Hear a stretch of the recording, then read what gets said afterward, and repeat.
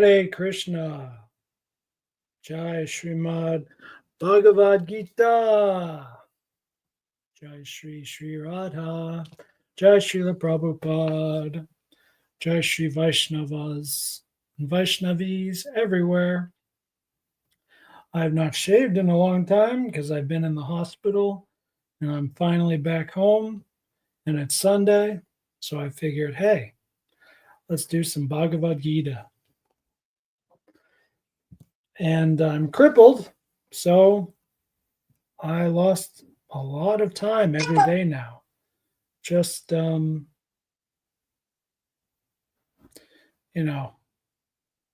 just moving around takes so much more time than usual. So I'm going to try and go fast with this stream, just because I just don't have enough time. And I'm keeping my phone. I can't keep it with me all the time. That's why it's not on vibrate anymore, but I'll put it on vibrate for now. Okay. You can join me or not in honoring and invoking the Supreme. Om Namo Bhagavate Vasudevaya. Om Jnana Timirandasya Jnananjana Salakaya Chakshur Unmilitam Yena Tasmai Shri Gurave Namaha. All right, chapter 9, verse 10 through 12. We're going to read this first cluster first as it's literally translated by H.D. Goswami, and then Prabhupada's translation. And yet again, the cluster, so it's by paragraph in H.D. Goswami's book, and I agree, yet again, this paragraph, verse 10 through 12, I think is the next cluster in this chapter. Seems to be a common and complete theme and composition and so on in these three verses. So let's read them right now. By my oversight, nature begets the moving and unmoving. By this cause, Kaunteya, the world turns in its cycles. Not knowing my higher state of being as the great Lord of beings, fools disdain me as I engage in human form. With vain hopes, vain actions, and vain knowledge, the thoughtless cling to a demonic, godless, illusory nature. It's a really beautiful translation, which I think is pretty sufficient, actually. At least for me at this point, having already studied this as much as I have, like I'm good. If I was just reading just for myself and not with the intention to share with others or to work on, just sharing with others. Sometimes it's teaching, sometimes it's preaching, sometimes it's just share, whatever. We'll just call it the idea of just sharing this Vedanta, this Krishna consciousness with others. If I was just reading for my own selfish desires, I would probably read these three verses, literally translated, and go, wow, yeah, that's great. Let's keep going. And then maybe at the end of the next few clusters or something, and then maybe go back again or something. That's just how I like to read. But let's just be thorough. I love continuing with the process here of doing two translations and the purports and my own purports to them. Let's just be as thorough as we can here. Here's verse 10 by Prabhupada. This material nature is working under my direction, O son of Kunti, and it is producing all moving and unmoving beings. By its rule, this manifestation is created and annihilated again and again. So this verse, this is at least the third time we've heard this kind of verse where Krishna has said the same thing, essentially the same thing, at least two times before. Here, I think it's restated for emphasis. There's a bit more detail in this particular verse. And he's also setting up how this verse cluster is unique and is different from other verse clusters that are themed around the same theme, that Krishna is the supreme Lord and controller, but at the same time, he's detached from the creation. And the key to this cluster is verse 11, which we'll get to next. For verse 10, the purport is not too long, less than a page. And I'll just share a few notes I have on it, and then we'll move on. So one thing special about the purport here, Prabhupada mentions a few times how it is precisely that Krishna directs the beings in this universe, and how he creates beings and this whole material creation, and that is simply through his glance. And other times in Shastra, it's called his sidelong glance. So that's definitely different from like staring at it. Remember, he's detached, so it's not like he's not like a scientist looking through a telescope or a microscope, looking so carefully, like as a control, like as a direct controller. Oh, I've got to look is it 4 degrees or is it 10 degrees? I don't know. No, it's not like that. It's like Krishna's totally busy in himself, in his own bliss, doing something else. And he just very reluctantly glances to the side, like, yeah, I guess I'll look at this thing. And bam, that's it. All the beings are impregnated, created. The whole creation is just blown up completely by the tiniest little activity, subtle activity on Krishna's part. Now, even though this glance is, first of all, a glance is an activity of the Lord. That's one thing we have to, and the same is true for us when we talk about karma. Some thoughts we have, we may not think of thoughts as action, but in terms of karma, it is. It's action of the mind. So just there are many subtle things that do, in fact, count as action. And so a glance, for instance, a sidelong glance, that is an activity, that is an action of the Supreme Lord. And it doesn't mean Krishna is directly manifesting the material world.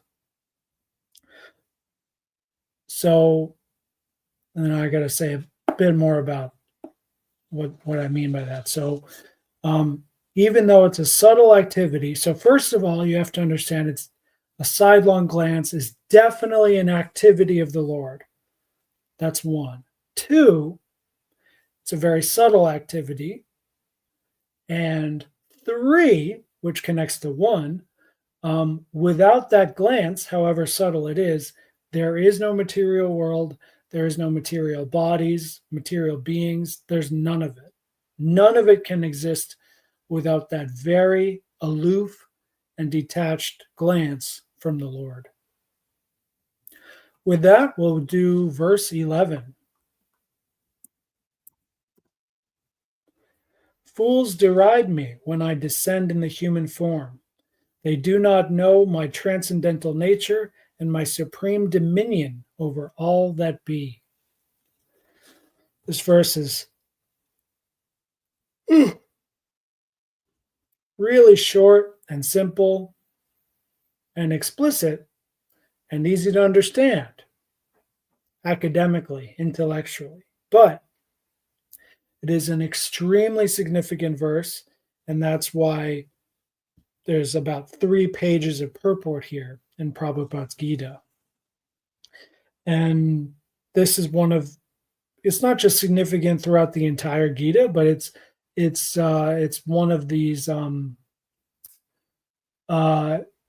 it's one of the key verses that Krishna alluded to in the beginning of the 9th chapter, and Prabhupada as well, where in his purport, where Prabhupada says, well, what are we doing here in the 9th chapter? This is Raja Vidya. This is the king of secret knowledge.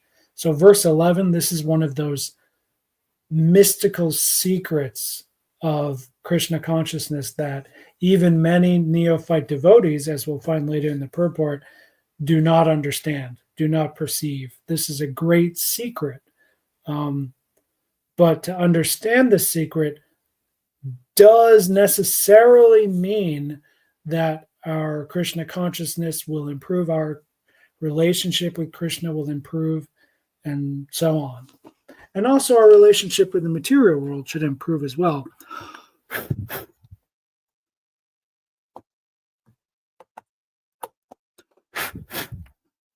There may be suffering, but there may be material suffering, but I've noticed that no matter what happens in the material world, as long as I'm getting closer to Krishna, everything gets better. So my spiritual life gets better and my material life gets better as well. Um, Personal example, I was a little scared before I got this surgery. Before the surgery, they gave me a quote on the costs, and I was like, and then they said, oh, you have to pay for it in full as soon as you're discharged. And I was like, oh boy. And I told them straight up, like, I can't. Like, if it comes to this much, I literally don't have that much money. I do have in savings and other different places I do, but immediately available, like, I don't have that. But and one reason I don't have that is because I have been saving up a lot of money, and a lot of those savings I finally figured out how to conveniently transfer to my American bank back home. And so I sent back home $1,900, which is, let me do some math here. Yeah, almost exactly how much the surgery costs. And this was just days before I had the accident, and then like a week before the surgery, you know, and days before the accident, something like that. That I was like, "Yay, I got to send money home, and I'm gonna, buy some more Bitcoin." Woo! Um, and I had to go to the bank to get my phone set up, so when I do a transfer in the future, it'll be so easy. Boom, boom, boom, ding, done, yay, woo! But yeah, um, what can I say? The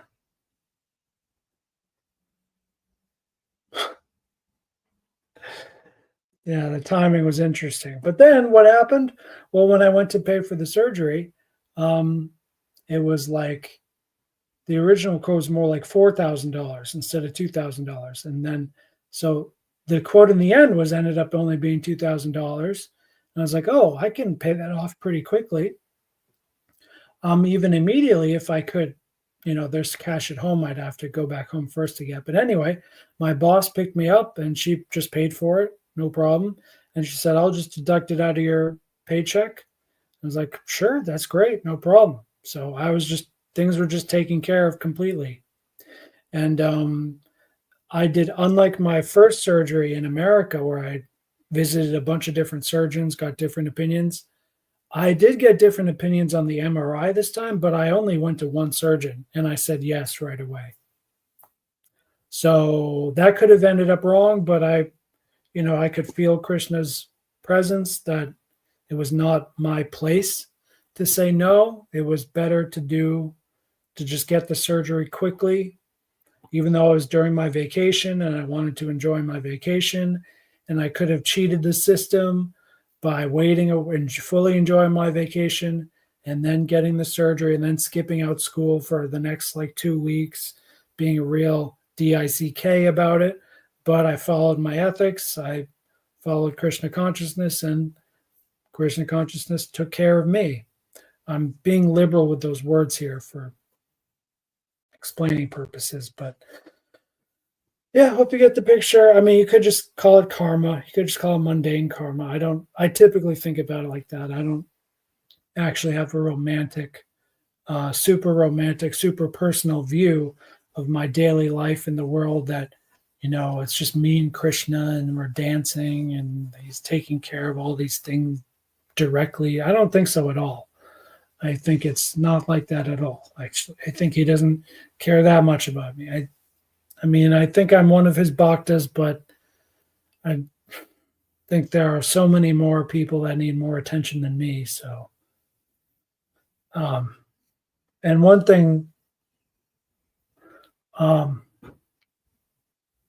I was doing japa the whole time, but having prayer, having a real intimate time with Krishna did not happen that much throughout this whole hospitalization procedure. Um, there was a few minutes before anesthesia, and definitely in the MRI chamber, that's really hellish, and I'm really chanting as much as I can.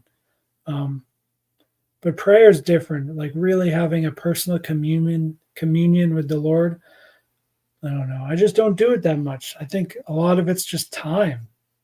I spend so much time doing japa, and then I have all these other things to do. I just like, it comes when it comes. Anyway, let's go to my notes on Prabhupada's purport in verse 11.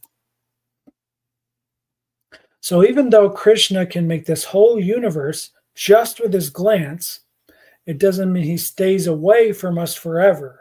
He does like to occasionally descend and walk amongst us in a human form as an avatar. Avatara literally means to descend. And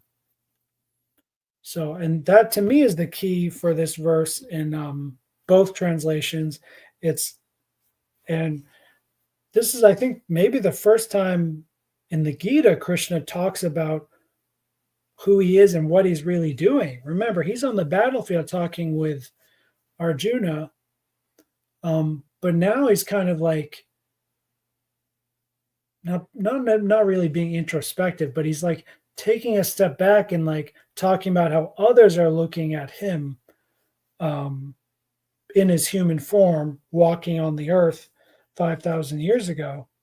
From Krishna's perspective, he is descending from his Krishna Loka, which does not have suffering the way we do here. Krishna Loka is very different from Earth Loka. What do you want to call it? Bhumi Loka? Whatever. I don't care what it's called. I'll just call it Earth because I speak English. Sorry. But there's just too many. It's too many things to remember. I can't be bothered with it. Sorry. Starting to remember a few of the other words. It's like Mandir. What is it? Something. Whatever.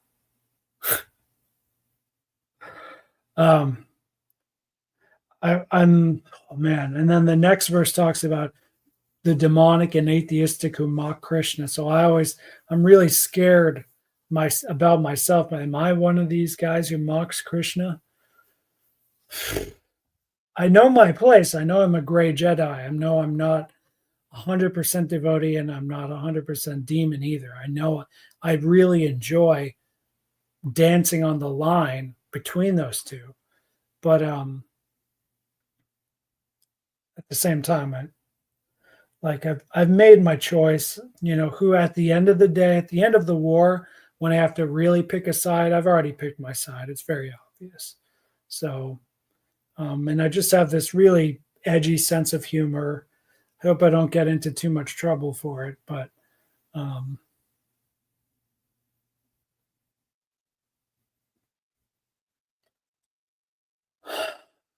yeah, it's like I know Krishna's God. I know I have in the past surrendered to him.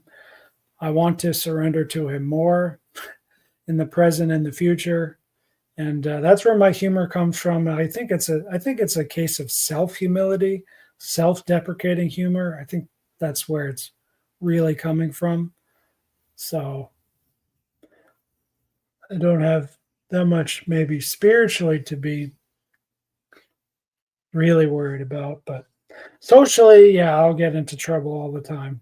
That's why I say I'm a gray Jedi. I'm not, I can't always hang out with the Jedi masters in the council and do all those council meetings, even though I am just as powerful as all them and just as elevated. Like, I can't. Like, I got to be in the field. I got to be with my disciples, and I got to sometimes hang out with my enemies. I just got to be doing different things. It's just my nature.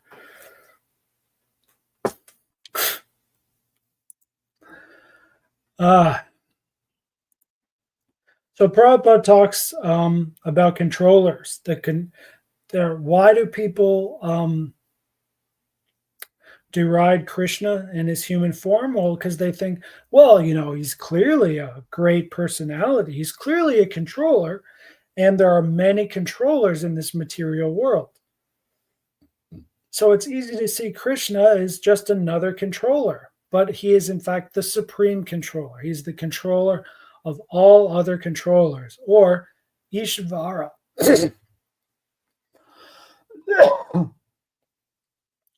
Ishvara, as it says in the first line of Brahma Samhita, Ishvaraha Pama, Ishvara Parama Krishna. I didn't get any water prepared, so no more story time. Just going to have to finish this verse, this stream as soon as I can, please. I think you can see I'm in pain too. I'm really good at ignoring the pain, but it's definitely there in my knee. Krishna does not have a material body. This is one truth that is hard for many to see and accept. This is so because the appearance of the Supreme Personality of Godhead in this material world is a manifestation of his internal energy, and he is the master of the material energy. Therefore, his body is not material. But it is in a human form, so it will have 2 legs, 2 arms, maybe 4 arms, and so on, 2 eyes, 1 mouth, and so on. It'll be in a human form, but it is not a material body. Remember, what does material mean? Material means temporary. So Krishna's human form looks like a material body because it has the same form, the same shape, the same colors, movements, and so on. But it is not a material body. It is a spiritual body. And it is not even his most supreme spiritual body either, I think. I've heard the most personal, worshipable form of Krishna is his 2-armed human form. But does that mean that the 2-armed Krishna that's walking Earth 5,000 years ago and the 2-armed Krishna that's walking in Krishna Loka right now, whatever right now even means, is that the same Krishna? Well, they're both Krishna, but is it the same spiritual body? I don't think that's what Krishna said. I think Krishna says no. Krishna said, I'm descending. I am descending into the, human plane, the earthly plane. So that 2-handed form is, I would guess it's like a clone, but a better word than clone is an image. It's a copy, but it's not a clone. It's like a holographic. It's a hologram. It's like a holographic form of Krishna that is in Krishna Loka. That being said, if like me, you look at, how Krishna looks at in his holographic form in his pastimes 5,000 years ago, and you worship that form, there's still much benefit to be had by doing that. Moving on. In the end of the purport, Prabhupada talks about the difference between personalists and impersonalists, especially with neophytes. So the impersonalists, they deride temple worship because they know God is everywhere. So why should one restrict oneself to temple worship? And the neophyte personalist makes a similarly stupid, foolish mistake by paying more attention to the deity than to other devotees, and that should be corrected. So considering these kinds of errors, why does Prabhupada brings it up? It's because considering these kinds of errors, it should be no surprise that many people deride Krishna when he descends in his human form. Even his devotees make mistakes with this. So it's not easy to comprehend the Supreme Lord.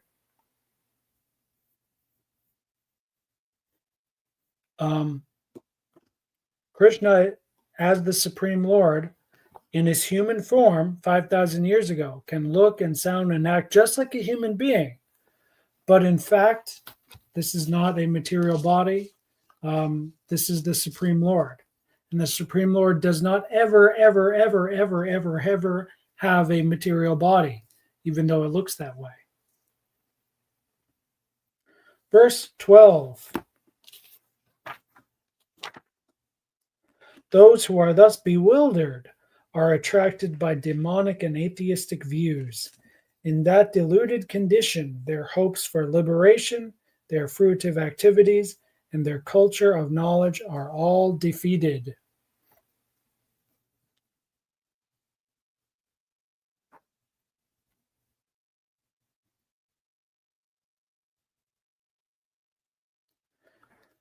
Sorry, guys, I got distracted by doctor hospital thoughts. Almost done here. Let's try to finish. Okay. So, in this final verse in the cluster, Krishna tells us exactly why people are deluded and why they deride his human form. It's because they are attracted by demonic and atheistic views. I would add to it demonic and atheistic mentalities as well. But that mentality can only exist primarily from the view someone has, a worldview someone has. I wonder if the word jnana is there. Yep, that is in the verse. Mogha jnanaha, baffled in knowledge. Dvandva moha, mogha. So moha is delusion. Mogha is baffled.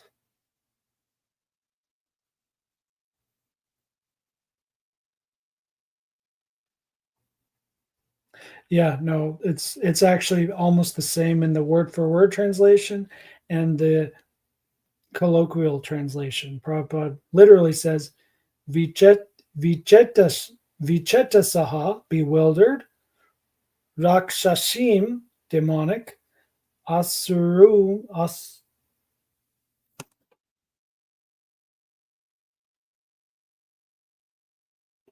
wow. The printer had trouble with that letter in both instances. I know it's asura, but then there's the M form. So is it asurim or asurum? I think it's asurim, atheistic. So the demonic, atheistic,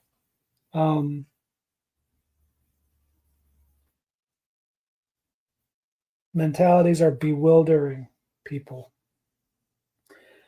And this is a really, once again, why is it great to go into the Sanskrit translation? Now we know the difference in English between a demonic person and an atheistic person. When we say asura, we sometimes mean demon. But what kind of demon are we talking about? We're someone who's atheistic, someone who does not strongly believes there is no God or is strongly hating God. That is asura. And then rakshasha is probably atheistic as well. But what does it really mean? Rakshasha means man-eater, means someone who is happy to kill other people just for profit, just for fun, and so on. That is a Rakshasha demon. An atheist can also act as a Rakshasha by killing others, and a Rakshasha can act as an atheist by not killing others and instead just, focusing mentally on how God doesn't exist. They're very much similar, kind of like what's it on the other pole, two kinds of devotees that are very different but very similar. Perhaps like a Brahmin Vaishnav and a Kshatriya Vaishnav. I don't know if it's the best example.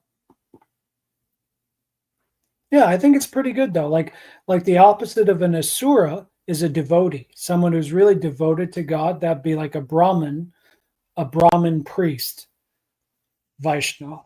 And then a Rakshasa is a man eater, someone who's really focused on killing others and causing violence and suffering.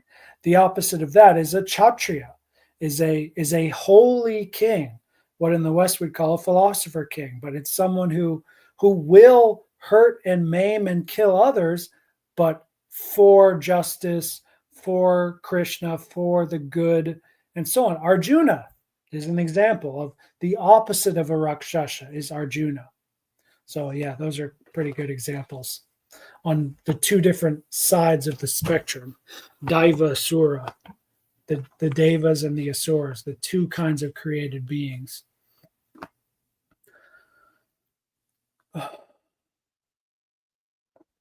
So one thing we all have to be careful about, and this is the very first sentence of the purport. Prabhupada talks about devotees who assume themselves to be in Krishna consciousness, but at heart do not accept Krishna as the absolute truth. A simple way to think about this, he gives us, is that these people are mocking Krishna. And if you're mocking Krishna, you are understood to be demonic or atheistic. And this is how it begins. And it ends with the conclusion that we simply get liberated from the material body, and that we find our true higher self and God are the same, and we continue with the attempt to become one with God in the impersonal sense. And that is illusion, that is delusion, and that will baffle all of our attempts at real knowledge. And Prabhupada ends the purport by saying, perpetually, their real knowledge will remain under delusion, and gradually they will regress to the darkest region of creation.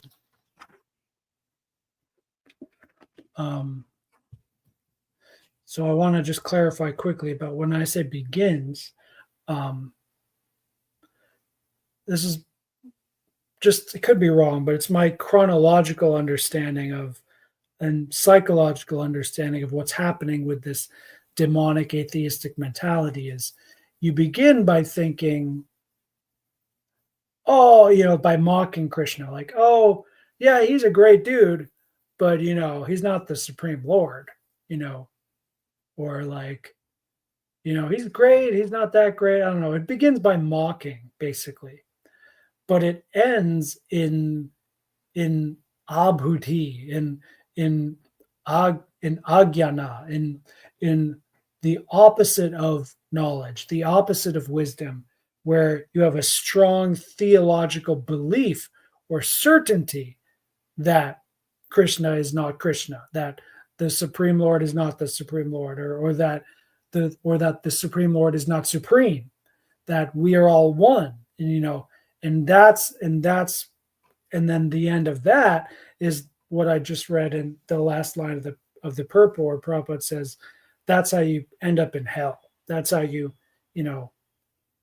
not merely stay in a place of repeated birth in the material world, but you actually get lower and lower in lower planets and lower bodies and so on. And that's how you can really get messed up, is by sincerely mocking Krishna, which is, I think, different from the mocking. I mock everyone. I mock myself, and I think I do mock Krishna too. I'm sorry about that, but I don't. I think it's not.